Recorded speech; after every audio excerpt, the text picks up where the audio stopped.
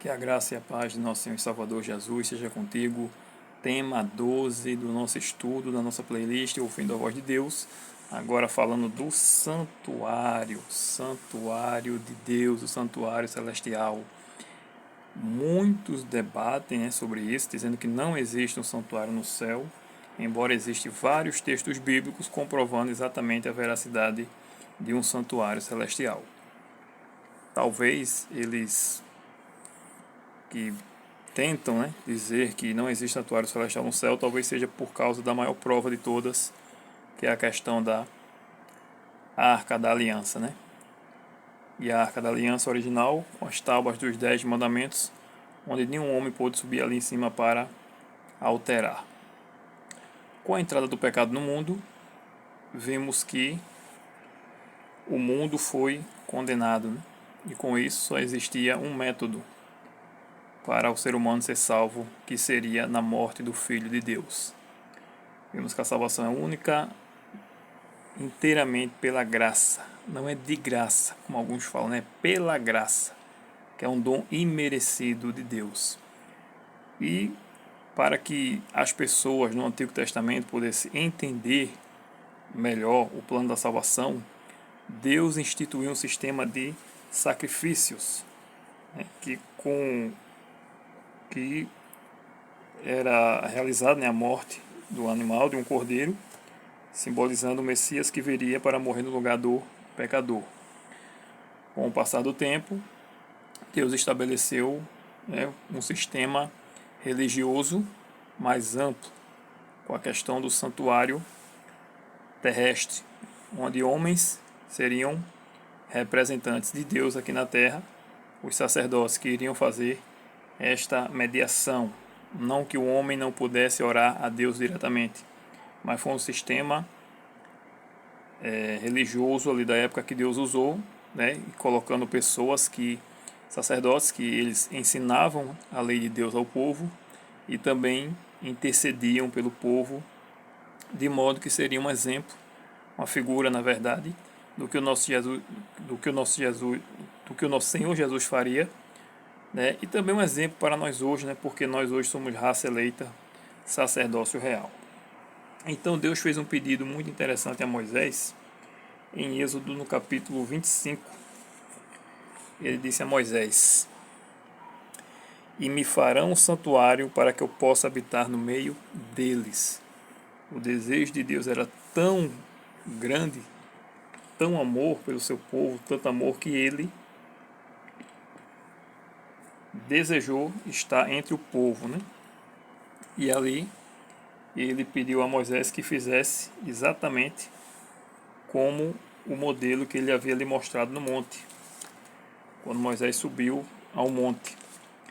Lá em Êxodo, no capítulo 40, nós vemos ali quando Moisés ele levanta o tabernáculo de Deus, tabernáculo esse que era móvel, E futuramente, quando já Israel se estabeleceu realmente como nação, ele passou a ser centralizado ali em Jerusalém. O santuário ele era dividido em 2 compartimentos, chamado de lugar santo e lugar santíssimo, como é representado aqui na figura, o véu separando o lugar santo do santíssimo. Então, no lugar santo, o sacerdote realizava o trabalho diário, Havia ali uma mesa com pães, o candelabro e o altar de incenso, simbolizando as orações. No lugar santíssimo, o sumo sacerdote entrava apenas uma vez no ano, no dia da expiação, que caía no dia 10 do 7º mês. Ali se encontrava a Arca da Aliança, coberta de ouro, com as 2 tábuas dos 10 mandamentos dentro da arca.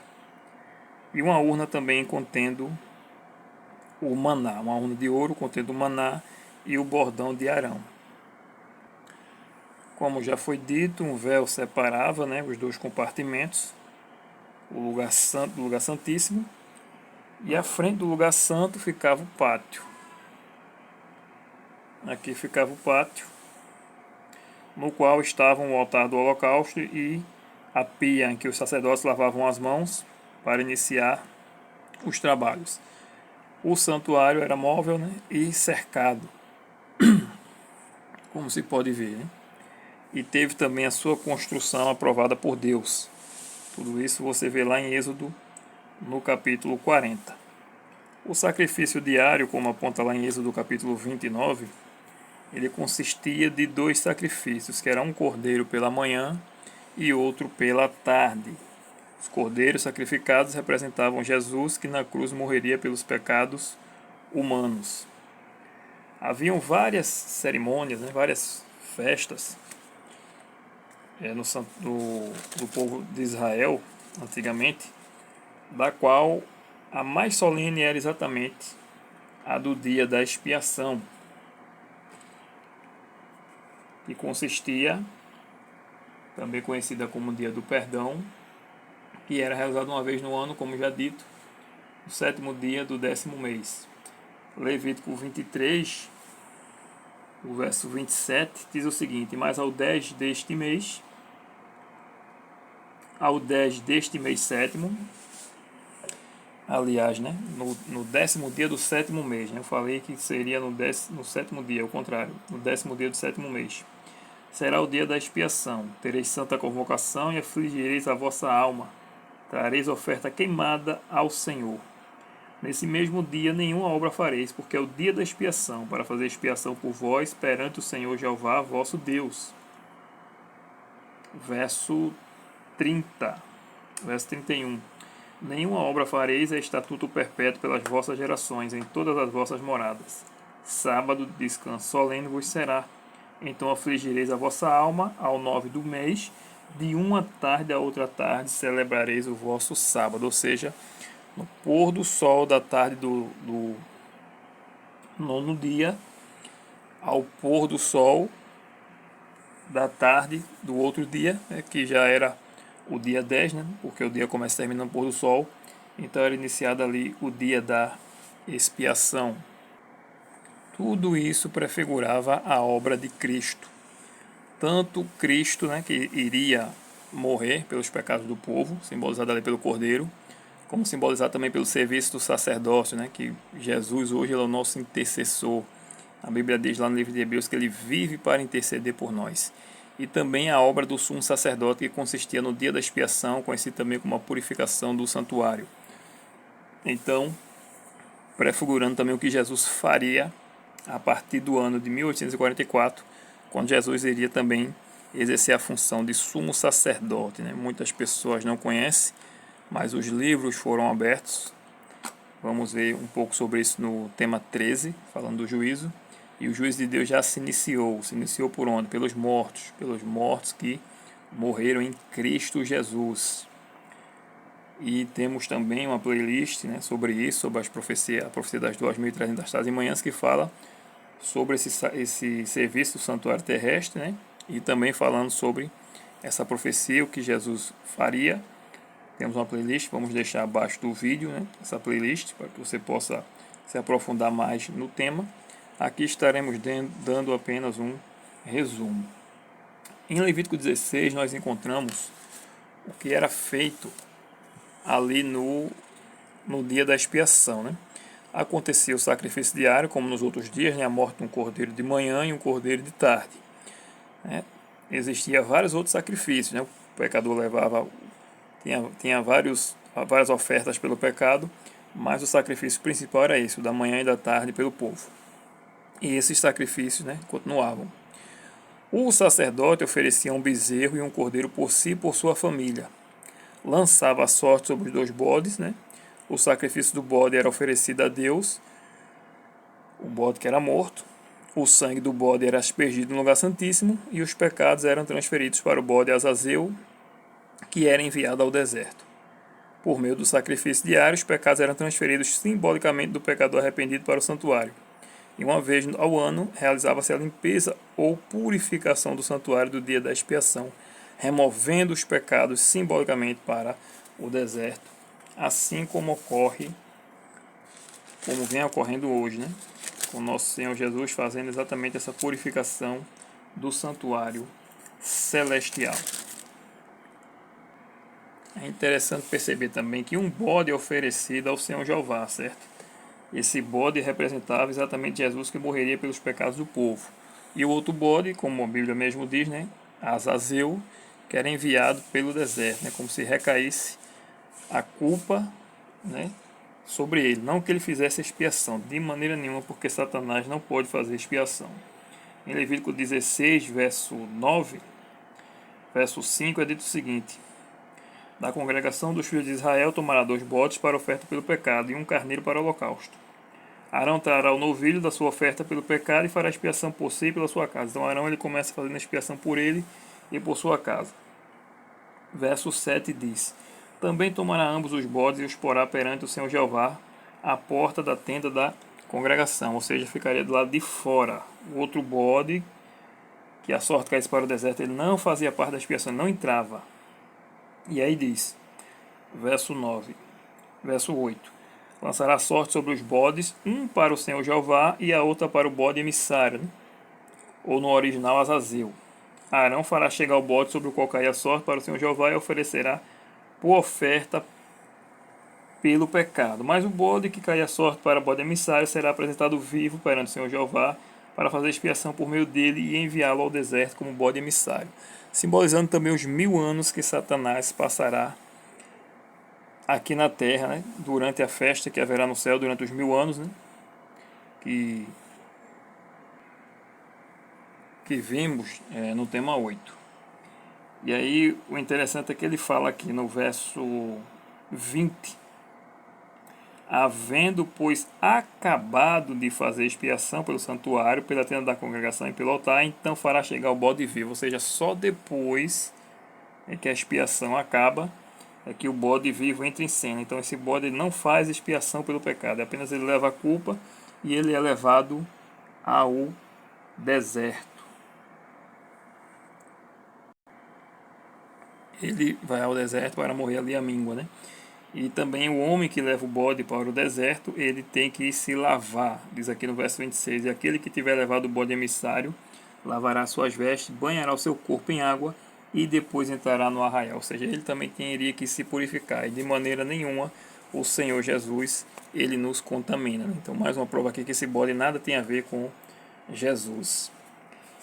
Todo esse sistema, todo esse ritual, né, ajudava o povo de Israel a perceber a malignidade do pecado e a compreender a promessa que Deus fez a Adão, né, do Messias vindouro. Mas todo esse sistema, embora tenha sido o sistema que Deus estabeleceu, a religião verdadeira, e que Satanás tentou destruir, né? Muito tempo o santuário ficou ali esquecido, né? Depois foi reconstruído. Isso teria um prazo, né? Digamos assim, teria seu cumprimento, né? Ele teve um prazo de validade. Não é que ele tenha sido abolido, é que ele tem uma função e a sua função foi concluída quando Jesus morre na cruz do Calvário. A gente vê lá em Mateus 26, no verso Mateus 27, aliás, no verso 51, no verso 50, diz assim: e Jesus, clamando outra vez com grande voz, entregou o Espírito. Eis que o véu do santuário se rasgou em 2 partes, de alto a baixo. Tremeu a terra e fenderam-se as rochas. Ou seja, o fato do véu do templo se rasgar de alto a baixo mostra que o sacrifício de Cristo foi aceito e que o santuário ali, né, o santuário terrestre, ele perdeu a sua função, né? Paulo vai falar sobre isso lá em Hebreus, no capítulo 8, quando ele diz: o essencial das coisas que temos dito é que possuímos tal sumo sacerdote que se assentou à destra do trono da majestade dos céus, como ministro do santuário do verdadeiro tabernáculo que o Senhor erigiu e não o homem. E ele vai continuar lá falando do santuário, do serviço que ocorria, e vai exaltar, né? A partir do capítulo 7, se não me engano, ele já começa, né, fazendo isso, e vai exaltar ali a figura de Cristo, né, do que ele faz, né, no santuário celestial, mostrando que hoje ele ministra no verdadeiro santuário que o Senhor edificou e não o homem, né? É interessante também esse contexto do santuário. Antes de continuar, né, só mostrar como era que eles ficavam no deserto, as tribos, né, como era representada, né, alguns propósitos também desse santuário, né, tanto o tabernáculo de Moisés, como era conhecido, como o santuário em si. Ele era a habitação de Deus, né, no meio do povo, né, Deus se fazia presente ali através do Shekinah, pelo menos uma vez ao ano, no dia da purificação, né, ensinar o plano da salvação por meio de símbolos, ser o centro da adoração do povo de Deus, prover a expiação, né, o perdão dos pecados, e representar exatamente o santuário celestial. Aí você vê a organização das tribos ao redor do santuário, e a gente vê que Deus é um Deus realmente de ordem e decência. E interessante também é que quando você fala do santuário, né, você lembra exatamente isso, que no santuário terrestre, a antiga aliança consistia em sacrifícios, né, de animais, né, sangue derramado de animais, e Paulo vai falar lá em Hebreus, né, da nova aliança, lembrando que foi prometido lá em Jeremias 31, que na nova aliança Deus estabeleceria, imprimiria suas leis na mente e no coração do povo, ou seja, a antiga aliança com sacrifícios, né, de animais, um sacerdócio humano, um santuário terrestre, e como base da sua lei, né, exatamente a sua lei, a base do juízo, né, os 10 mandamentos, né, porque o evangelho é isso, o evangelho é o perdão de Deus por meio de Jesus Cristo. Por que perdão de Deus? Porque o homem transgrediu a lei de Deus, e se a lei de Deus pudesse ser mudada, Jesus não teria vindo morrer na cruz. Então a lei de Deus é imutável. Então a antiga aliança, sacrifício de animais, santuário terrestre, sacerdócio humano e os 10 mandamentos, né, em tábuas de pedra. Na nova aliança, sacrifício perfeito de Cristo, sacerdócio divino humano do nosso Senhor Jesus, santuário celestial e a lei de Deus escritas na nossa mente e no nosso coração. E é interessante porque muitos falam, né, que não é mais para guardar a lei de Deus, ou que só mudou o sábado, né? Argumentos infundados. Uma pergunta interessante, porque aqui as tábuas da lei, a arca da aliança, ela ficou perdida, né? Ninguém sabe onde, ninguém achou mais, né? Talvez um dia ela apareça, seria o maior achado arqueológico. Mas lá no céu, as duas tábuas originais de Deus, né, dos 10 mandamentos, eu pergunto, quem foi o homem lá em cima e ousou subir e mudar os 10 mandamentos de Deus, né? Quem, né? As tábuas originais dos 10 mandamentos, está lá escrito no quarto mandamento, claramente, lembra-te do dia de sábado para o santificar. Então esse argumento de que a lei de Deus foi abolida, ou que não é mais para guardar o sábado, isso é mentira de Satanás. E a gente vê aqui no contexto do fim, em Apocalipse 11, duas coisas que comprovam. Primeiro, que existe realmente o santuário no céu, e segundo, que os 10 mandamentos estão em vigor. Quando o anjo toca a sétima trombeta, né, contexto de juízo, a Bíblia diz no verso 15 de Apocalipse 11: o sétimo anjo tocou a trombeta e houve no céu grandes vozes dizendo: o reino do mundo se tornou do nosso Senhor e do seu Cristo, e ele reinará pelos séculos dos séculos. Aleluia. E os 24 anciãos que se encontram sentados no seu trono diante de Deus prostraram-se sobre o seu rosto e adoraram a Deus, dizendo: graças te damos, Senhor Deus Todo-Poderoso, que és e que eras, porque assumiste o teu grande poder e passaste a reinar. Na verdade, as nações se enfureceram. Chegou, porém, a tua ira e o tempo determinado para serem julgados os mortos, para se dar o galardão aos teus servos, os profetas, aos santos e aos que temem o teu nome, tanto aos pequenos como aos grandes, e para destruires os que destroem a terra. Ou seja, chegou o dia da ira de Deus. E no verso 19 está escrito: abriu-se então o santuário de Deus que se acha no céu. Vários e vários textos, inclusive no Apocalipse, que mostram, né, todo o Apocalipse, na verdade, ele se passa ali no santuário celestial. E os eventos, né, mostrados, né, se passam na terra, né?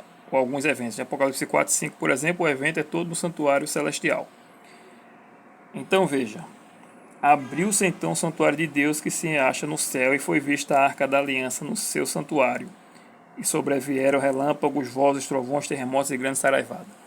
Quando a gente lê no Apocalipse essa expressão relâmpagos, vozes, trovões, terremoto, né? E agora incluindo aqui grande saraivada, é juízo, Deus anunciando a sentença. Sentença para os salvos, sentença para os perdidos. E aqui falando aí, foi vista a arca da aliança no seu santuário. É interessante exatamente isso. A arca da aliança, o céu foi aberto. Por quê? Nesse contexto do fim, o que é que vai acontecer? Quando se levantar, sair a marca da besta, o decreto dominical, o que é que vai acontecer? O homem, né, vai estar adorando um sistema corrupto de religião, que tem um santuário terrestre e um sacerdote humano, que se diz ser representante de Deus na terra, né? E se diz também ser inerrante, infalível, né? Com a sua lei, com os seus 10 mandamentos, que é o seu catecismo, né? Catecismo romano, ele tira o 10º mandamento, divide em 2 o 10º mandamento, para ficar com o número de 10. Por quê? Porque o segundo mandamento, que proíbe mais de escultura e adoração aos ídolos, ele foi excluído. Então, para permanecer o número de 10, ele divide o 10º mandamento em 2. E ele tira o 4º mandamento, passa a ser terceiro, só que em vez de dizer lembra-te do dia de sábado, ele estabelece um dia que não tem a bênção de Deus, que é o domingo, o primeiro dia da semana, que é o dia adorado pelos pagãos, né? Que adoram o Deus Sol. Então, quando chega no contexto do fim, exatamente isso. Abre-se o santuário no céu.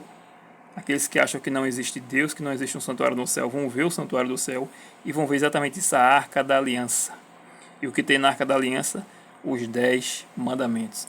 E todos vão ver os 10 mandamentos, salvos e perdidos. Os salvos lerão os 10 mandamentos em forma de cântico de alegria, e os perdidos com indescritível horror e terror, né, que não se pode nem imaginar o terror que eles vão ler os 10 mandamentos. Então é muito interessante que aparece exatamente no contexto da última trombeta, o santuário de Deus se abre e aparece ali a arca da aliança.